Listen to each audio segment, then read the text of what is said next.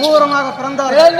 அதிலே திருதராஷ்டிரனுக்கும் காந்தாரிக்கும் 101 பிள்ளைகள். 101 பேரு. ஆமா. 100 ஆண் பிள்ளை, ஒரு பெண் பிள்ளை, ஒரு பொட்டகண்ணு. ஆமா. பாண்டுவுக்கும் இந்தி மாத்திரை தேவைக்கும் நாங்கள் 5 பேரு. நாங்களோ பாண்டவர்கள், அவர்களோ துரியோதனர்கள். ஆமா. அப்படி இருக்க நாங்கள் எங்கு பிறந்தோம் தெரியுமா?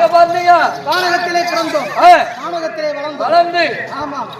அப்படி இருக்கின்ற நேரத்திலே கால விதிவசத்தாலும் எந்த முனிவரின் சாபத்தாலோ என்னுடைய தந்தை சிறு வயதிலேயே மாண்டு விட்டார். ஆமா. அப்படி மாட்ட விட்ட உடனே எங்களுக்கெல்லாம் குல குருவாக இருக்கக்கூடிய வியாசர் எங்களை அத்திமானவருக்கு அழைத்து அப்படி இருக்கின்ற நேரத்தில் நாங்களும் 5 பேர்கள், கௌரவர்கள் 100 பேர், அப்படி 105 பேர்களும் ஒற்றுமை குலையாமல் இருந்தோம். ஆமா. எப்படி ஒற்றுமை குலையாத ஒரு தாய் பிள்ளை போல. ஆமா. பாடசாலைக்கு செல்வது, விளையாட செல்வது, எங்கு சென்றாலும் ஒற்றுமை குலையாமல் இருந்தோம். ஆமா. அப்படி இருக்கின்ற நேரத்தில் ஒரு நாள் ஒற்றுமை குலைந்தது. ஆமா. எப்படி தெரியுமா? நாங்களும் ராஜ வீதியிலே ராஜ விளையாட்டு விளையாடுவோம். என்ன விளையாட்டு தெரியுமா? நான் அரசனாகும். ஆமா. துரியோதனன்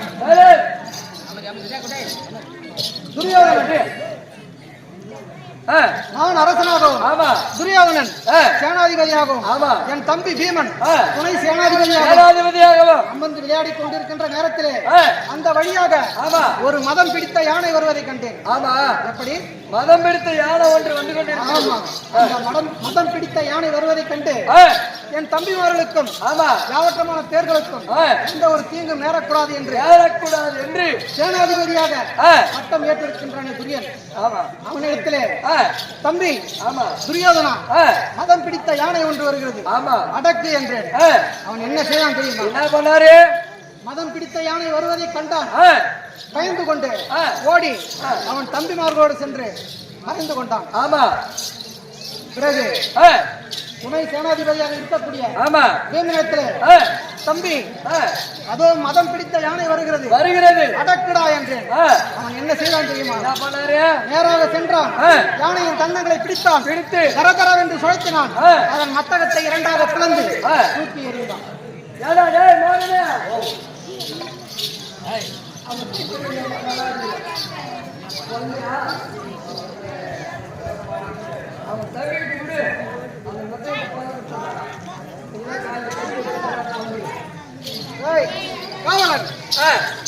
மத்தளம் அல்ல, மத்தகம். மாமா யானைக்கு மேல கொட்டாமிச்சு மாமா எல்லா பசங்க தடாது ஏண்டா காவல். அப்படி இருக்கின்ற நேரத்திலே பார்த்தான் துரியோதனன். ஆமா. பீமனுக்கு இந்த இளம் வயதிலேயே இப்பேற்பட்ட பலம் என்றால் பிற்காலத்தில் இவர்களால் நமக்கு தொல்லை நேரும் என்று அவன் என்ன செய்தான் தெரியுமா?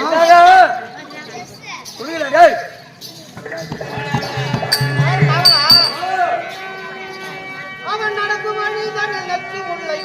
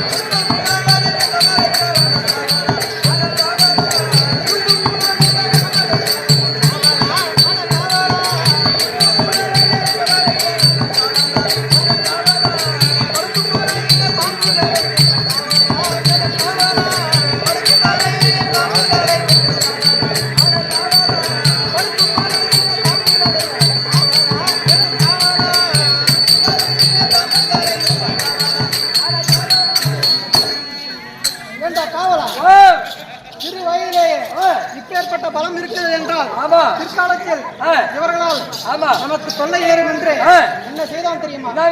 நடக்கின்ற வழியிலே கொடிய நச்சு முல்லை நட்டாரு, குளிக்கின்ற குளத்திலே ஊர்வசியை நாட்டினார், உண்ணுகின்ற உணவிலே விஷத்தை கலந்தான், அப்படி படுக்கின்ற அறையிலே பாம்புகளை விட்டான். ஏற்பட்ட கொடுமைகளை எல்லாம் எங்களுக்கு செய்தான். அப்படி இருந்தாலும் நாங்கள் யாரோட உதவியால் எங்களுக்கு குல தெய்வமா இருக்கக்கூடிய கோபால கண்ணன் உதவியால் தப்பித்து வந்தோம். அது மட்டுமா செய்தான்?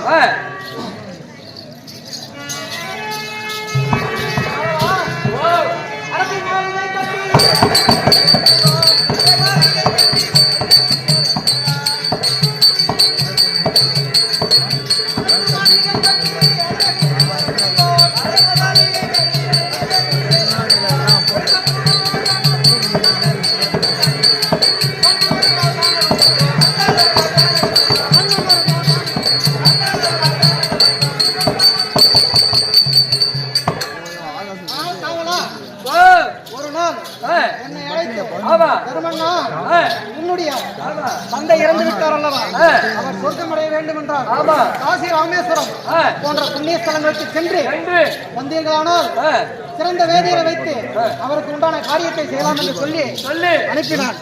அவன் கட்டளைப்படி நானும் என் தம்பிமார்களும் என் தாயும் காசி ராமேஸ்வரம் சென்று வருகின்ற வழியிலே வாரணா வனத்திலே அவன் என்ன செய்தான் தெரியுமா? வேண்டாம், அரக்கு மாளிகை ஒன்று அமைத்தான். எப்படி? அரக்கு மாளிகை. ஆமாம், எளிதில் தீப்பற்றி எரியக்கூடிய அரக்கு மாளிகை. எப்படி?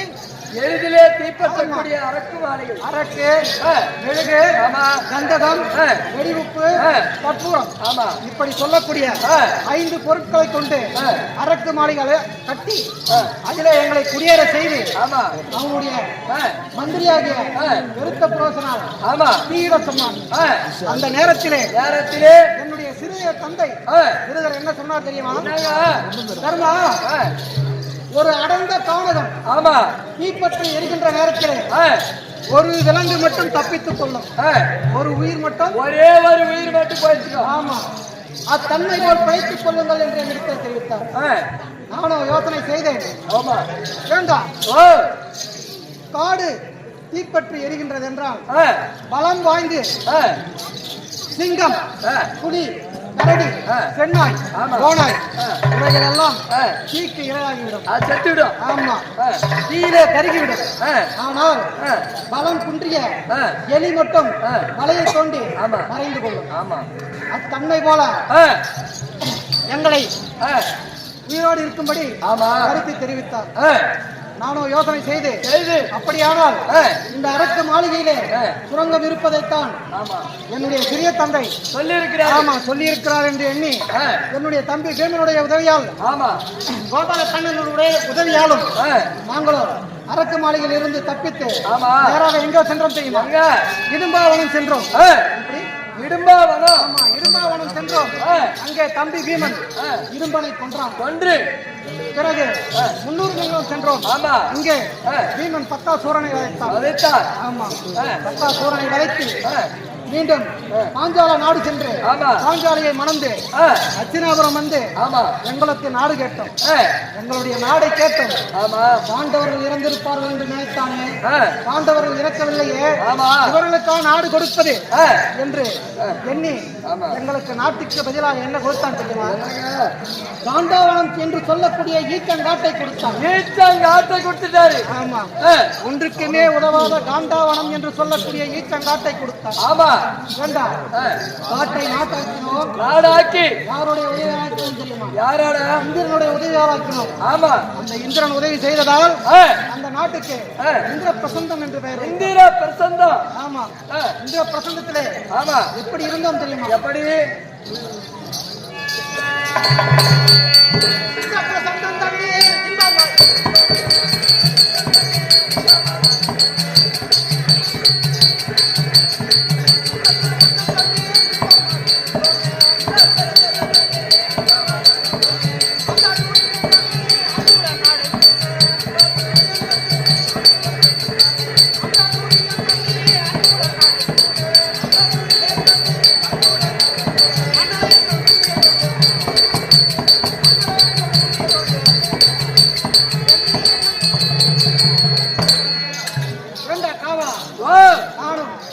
தம்பிமார்களும் மனைவியும் இந்திர பிரசந்தத்திலே இருக்கின்ற நேரத்திலே இன்பமாய் வாழ்ந்து கொண்டிருக்கின்ற நேரத்திலே ஒரு நாள் நாரத மகாமுனி என்னை வந்து சந்தித்து தர்மவந்தனா, உன்னுடைய தந்தை இறந்து விட்டார் அல்லவா?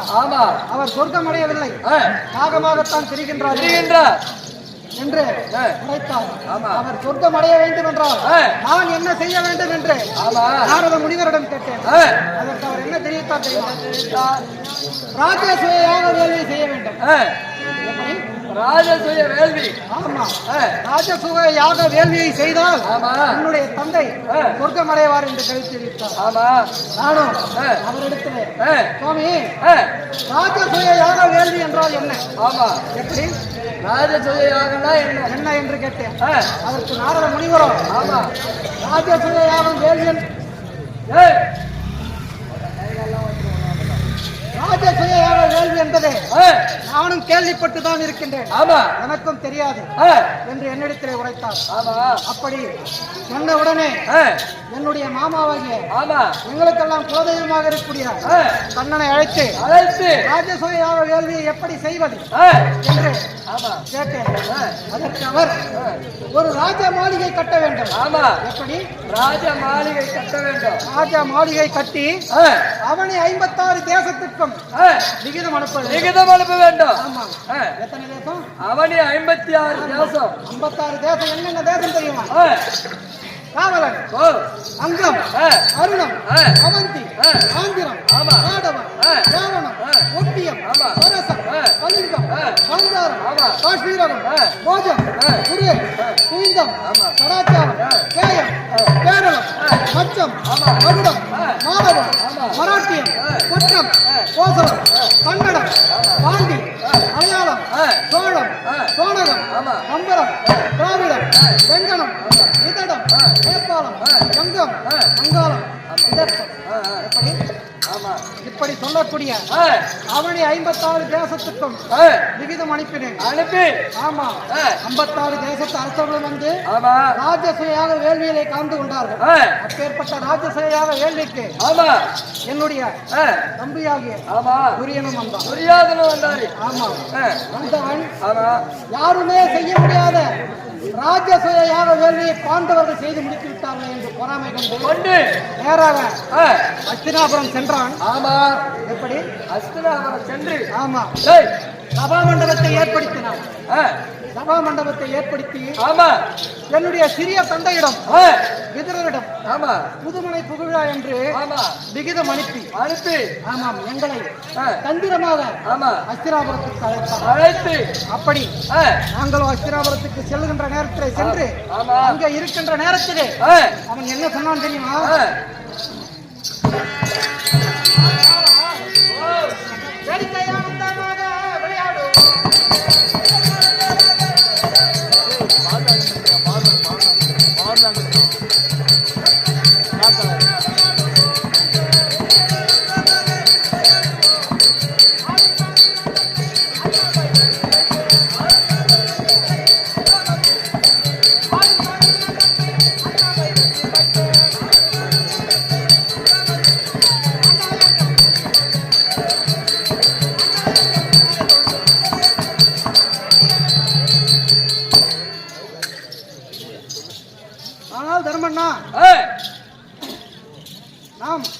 வேடிக்கையாக சூது ஆடுவோம் என்று சொன்னான். சொல்லி ஆமாம் விளையாட்டாக போராட்டம் சூது ஆடலாம் என்று சொன்னான்.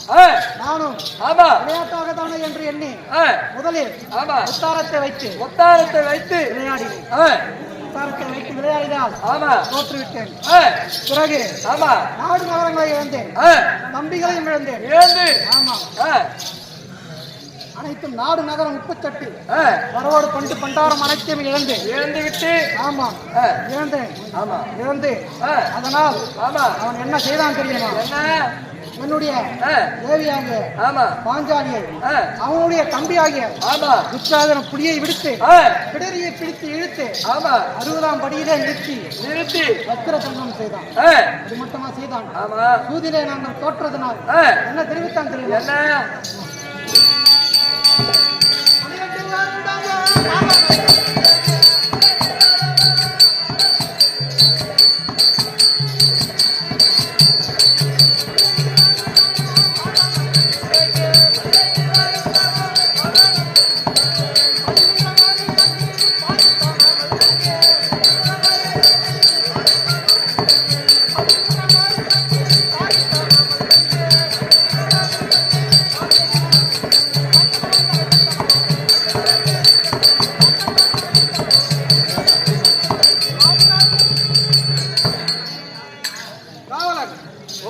சூதிலே தோற்றதனால் 12 வனம் 12 ஆண்டு வனம். வனவாசம். ஓராண்டு அஜ்ஞாதவாசம். கழித்து வந்தால் உங்களுக்கு பாதி நாட்டை தருகிறேன் என்று சத்தியம் செய்தான். அவன் கட்டளைப்படி இதுவோ 12வது வனம்.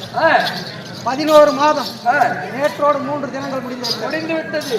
எந்தெந்த வனத்தில் இருந்து வந்தோம் தெரியுமா? எந்தெந்த வனம்? முதலிலே சூரியவனம். சூரியவனத்தில் ஆரம்பித்தோம். சூரியவனம், ராமரிஷி வனம், முருகமகரிஷி வனம், பாலமகரிஷி வனம், சைந்தியன் வனம், காமதேவ பர்வதம், கெந்துருவ பர்வதம், குருபர ரிஷி வனம், ரோமரிஷி வனம், பேரண்டவனம், சாபமிருக்க வனம், கால பைரவர் வனம் என்று சொல்லக்கூடிய இந்த காமிகா வனம். எப்படி? காமிகா வனம். இந்த வனத்திலே 11 மாதம் முடிந்து நேற்றோடு 3 தினங்களும் முடிந்து விட்டது. இன்னும் இருப்பதோ 27 நாட்கள் மட்டுமே. ஆனால் இந்த வனத்தை பார்த்தாயா? ஏதாவது இருக்கின்றது? பாலைவனம் போல் காட்சியளிக்கின்றது. உண்ண உணவில்லை, அருந்த ஜலமில்லை. என்ன செய்வது என்று எனக்கு தெரியாது. அதனால் என்னுடைய தேவியாகிய பாஞ்சாலியை அழைத்து அவளிடத்திலே விவாதித்து கருத்து பெற வேண்டும். பிறகு என்ன செய்யலாம் என்று யோசனை செய்யலாம். அதனால் நான் அழைத்ததாக என்னுடைய தேவியாகிய பாஞ்சாலியை அழைத்தேன்.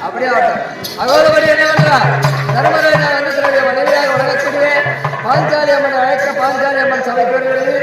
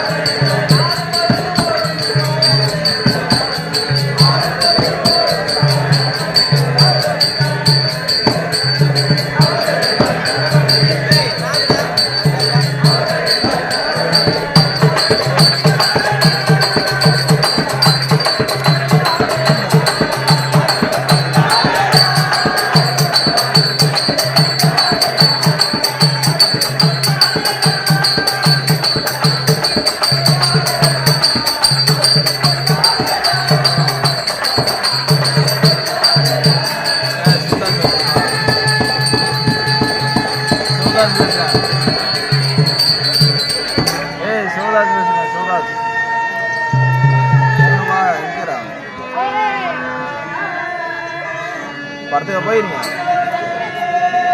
படத்துக்கு போய் வந்தா படத்துக்கு போய் வந்தீங்கன்னா கேட்டேன். படத்துக்கு போய் வந்தீங்கன்னா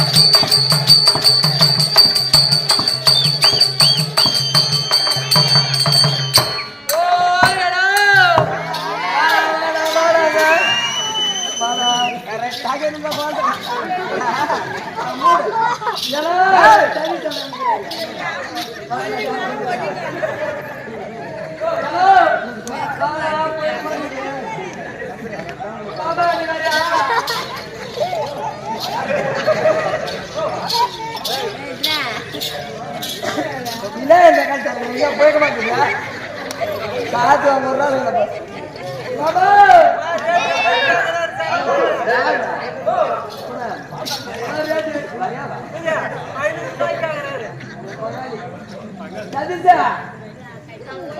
சாண்டு வாயா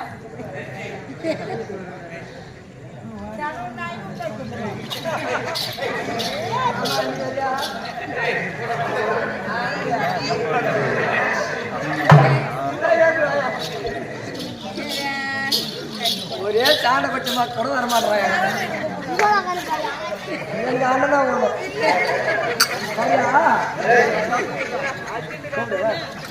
ஏடா காணாத சீமையிலிருந்து வந்தனே உப்பு மந்தன் கேட்டியா?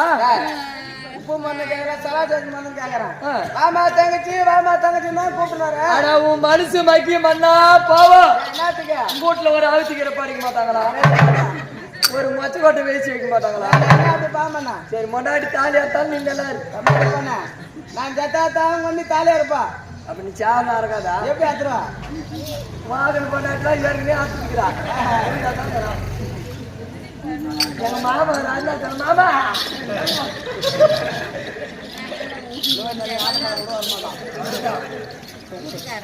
யோ காலாத சீமையில இருந்து வந்தேன்.